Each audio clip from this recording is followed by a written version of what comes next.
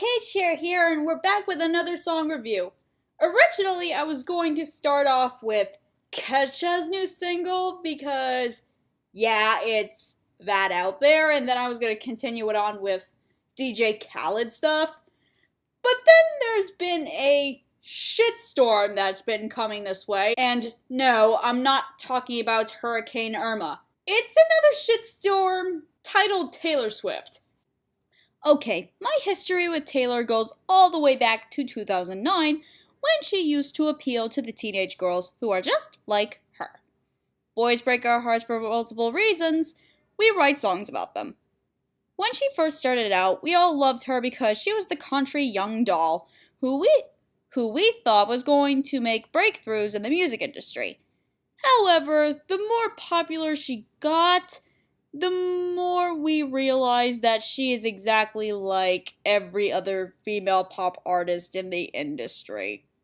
Like what Todd in the Shadows said in his review of Shake It Off years ago, Taylor Swift is a type of person who writes about songs about what she knows, and I think as writers ourselves, we tend to do that. Taylor's problem is, or was when she started, she knew how to connect with her audience. She knew how to get her fans to say, oh yeah, this song gets it, this artist gets it. However, when Taylor started becoming more and more famous, that connectability with her fans died off very quickly. And all of a sudden, it just turned into Taylor Swift stopped caring about us, and this became more about her bruised ego. It was like each album she released, the year she went mainstream, was getting worse and worse. Plus, her reputation of dating 13 guys in 1 year doesn't really help. And they still called Miley Cyrus a slut, even though she'd been in an on and off relationship with the same man for the past couple of years. What type of world do we even live in? To be fair, my favorite Taylor Swift song for forever and always will be Back to December from her third album, Speak Now, which was the last album she had that was actually good before she started going down the crapper. Back to December actually brings back some memories that relate to my life, but that's a different story for another day. When it comes to her later works, we are never ever getting back together. Yep, because I'll be dating another guy again in the next month, who I'll forget afterwards, or write a very bad pop song about. Now I'm lying on the cold hard ground.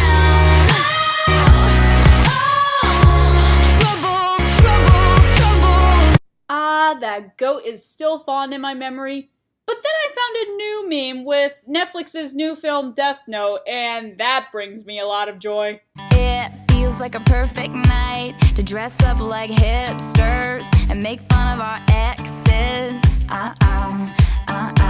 Yeah, if you're using the word hipsters as a compliment, you're not 22 years old, or at least you don't act like it. I just wanna know, you better know, you better know, you better now.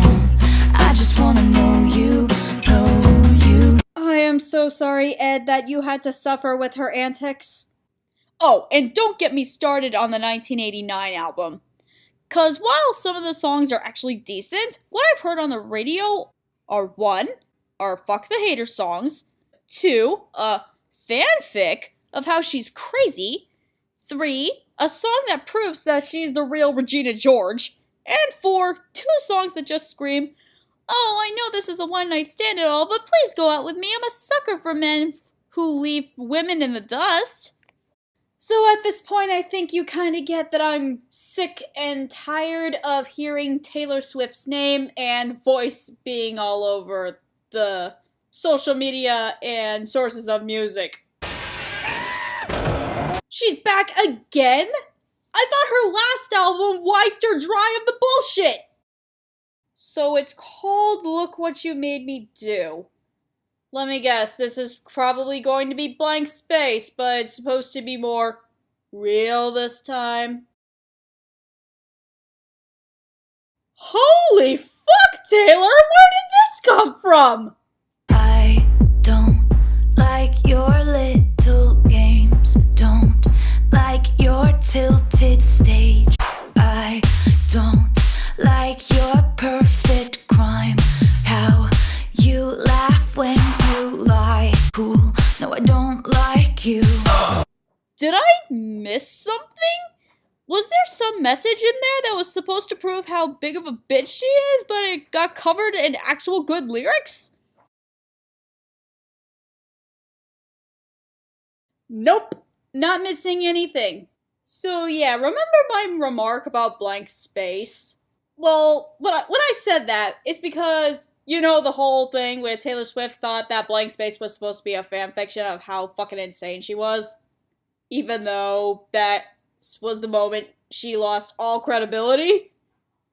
Well, with this song, let's just say, if you thought, Shake It Off was like Mickey's Not So Scary Halloween Party, Look What You Made Me Do is like Halloween Horror Nights in comparison. But I got smarter, I got harder in the nick of time. Honey, I rose up from the dead, I do it all the time. I have a question.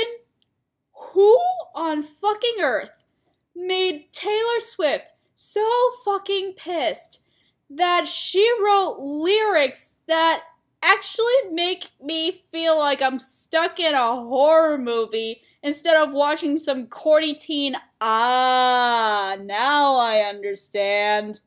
The role you made me play of the fool, no, I don't like you. So, for those of you who kinda don't get what, Taylor Swift is singing about, it all started with a very, very interesting controversy with Kanye West that's been going on for the past year or so. Also, if you remember the music video, in it shows a giant collection of mannequins, I guess, of Kanye and some of the people he has mentioned in his songs before or he has relations with, sharing this giant-ass bed, I guess. And of course, you have his wife, Kim Kardashian, on his side, or on one side, but guess who's on the other side of him? If that and the Grammy stunt weren't enough to make this bastard more hateable than he has to be, he said this lyric in that same exact song that got her head spinning. I feel like me and Taylor might still have sex. Why? I made that bitch famous. Kanye, Taylor doesn't need your credibility in order for her to become famous.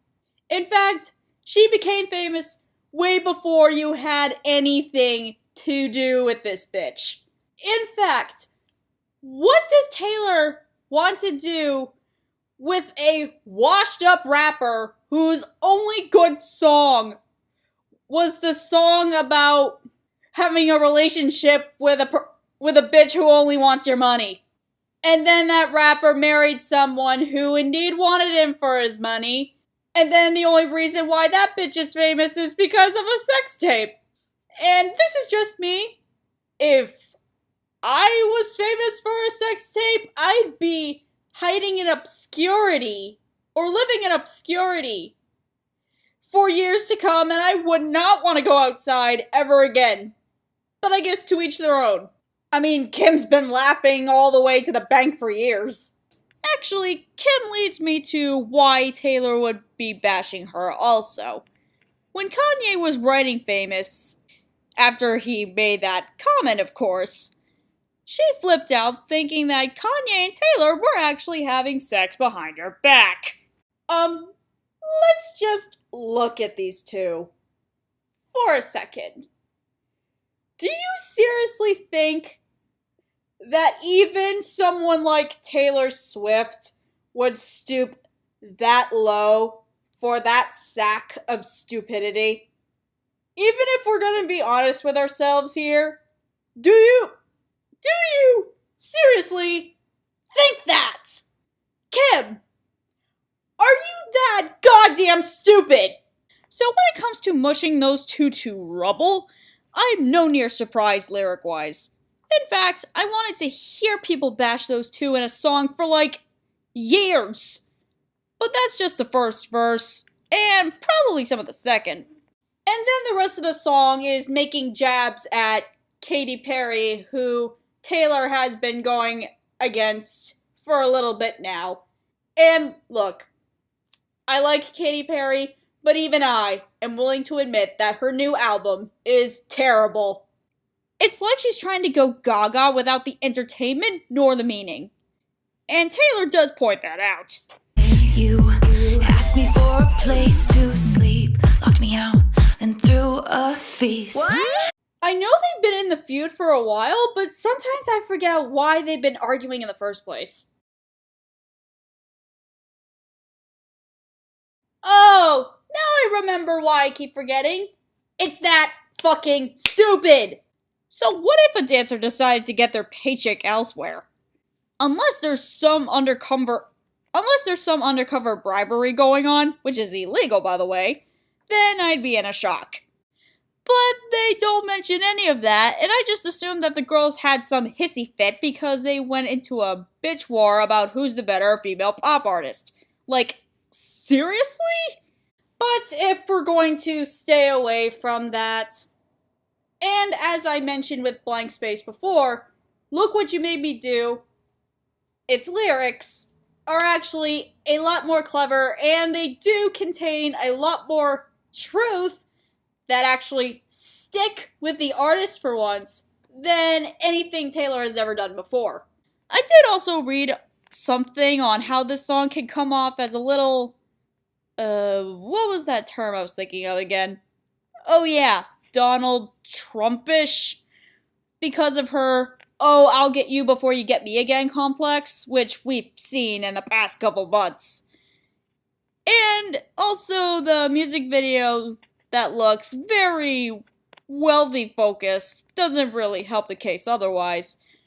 But because this song is mostly about how Kanye West and Kim Kardashian should rot in hell, I think I'll let the Donald Trumpish part slide. Plus, after the past events that happened, I really don't feel like getting political, especially in song reviews.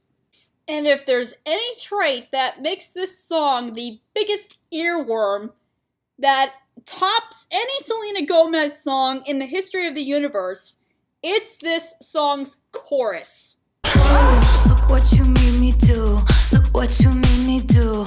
Look what you just made me do. Look what you just made me do. That backtrack also sounds pretty familiar if you're asking me.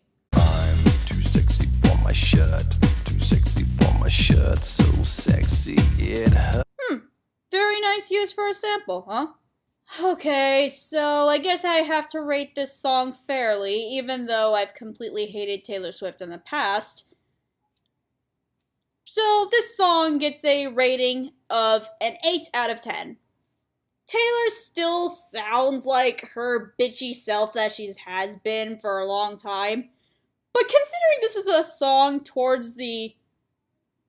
mostly towards two of America's most hated celebrities, I think I'll let it slide. Also, I think I'm probably giving this song way too much credit.